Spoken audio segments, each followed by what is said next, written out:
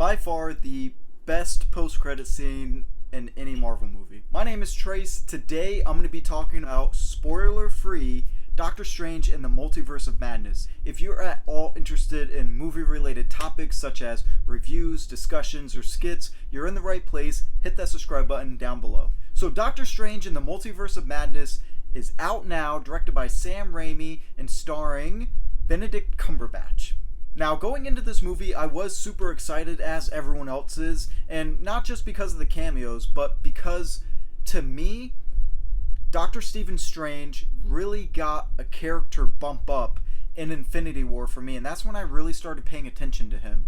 Now, the original Doctor Strange is not a bad movie, but I just didn't resonate with that movie as much as I probably should have, and even the character itself, and I get that that's part of who he is like a big ego, kind of like Iron Man, but something about the first movie never made me fully invested in that character, and I never really went back and rewatched Doctor Strange. I've maybe only seen it 2 or 3 times since 2016.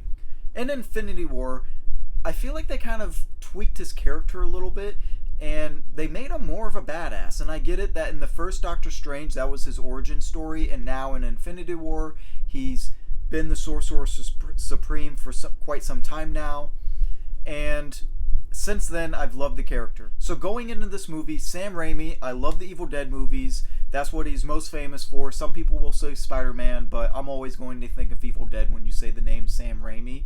The origin story is out of the way, and we're piggybacking off of multiverse stuff with Spider-Man and Loki and WandaVision especially.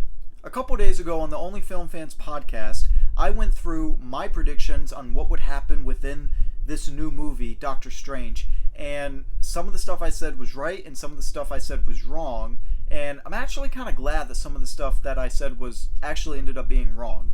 This movie flows really well, and there was a report that came out that 35 minutes of the movie was taken away from it. It was supposed to be about 2 hours and 40 minutes.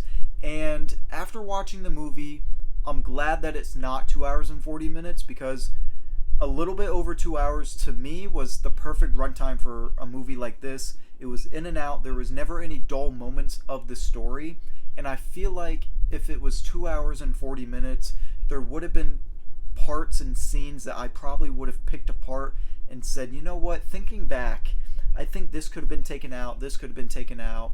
And thinking back on the movie right now while it's fresh in my head, there's really no scenes I can think of that were unnecessary. Something that I think a lot of people might agree on, and maybe I'm the only one, but this is not a movie that I believe kids are really going to enjoy. And I know that in the past there's been this misconception that Marvel movies are for kids, and they're not. They're PG-13, but that doesn't mean that they're for kids. They curse, there's deaths, there's sometimes blood, but these movies aren't for kids, and this movie really cemented that these Marvel movies are family friendly. They're not rated R, they don't have sex scenes, but they're not Pixar movies. They're not made for kids. This is the closest that a Marvel movie has gone to horror, and they got the right director behind it, and I was here for it. I loved it. There was a perfect balance of superhero-ness and a horror element. There was a family next to me where there was teenagers, little kids, and the 2 parents.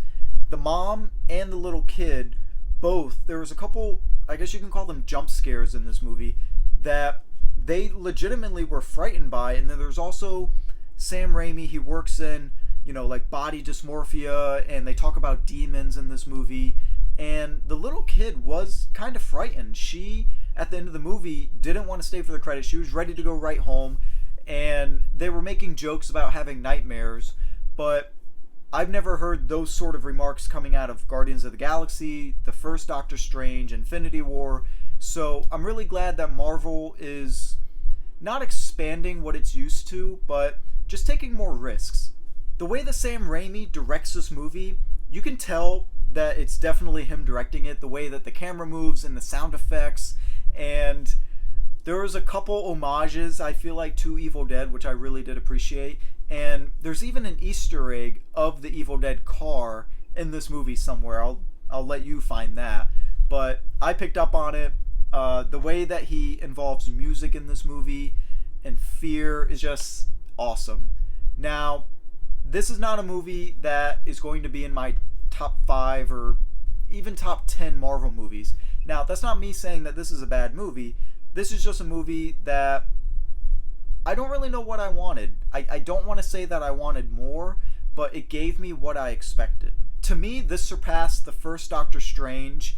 This is one that I will definitely rewatch more than the first Doctor Strange, but it's not going to be one that I fall asleep to like Infinity War or Endgame or Civil War. Like, those are just comfort Marvel movies, and this isn't going to be one of those movies. If you're not invested totally in the MCU and you don't know, you didn't watch Loki, you didn't watch WandaVision, you didn't watch Spider-Man, you're not going to be lost. They pretty much explain everything for you, which the Marvel movies are really good at doing. So if you haven't seen the previous Marvel stuff before this, you're not going to be completely lost. I think that you'll be okay. I can't really say much more without getting really into spoilers, but it's a good movie. I think that this movie is going to make a hell of a lot more money than the first Doctor Strange did, and I'm excited going forward to see more Doctor Strange. So what more could you really ask for? If you like this video, if you like movie-related content, hit that subscribe button down below, and I'll see you in the next video. But before I go, the doctors say he has a 50-50 chance of living, and there's a 10% chance of that.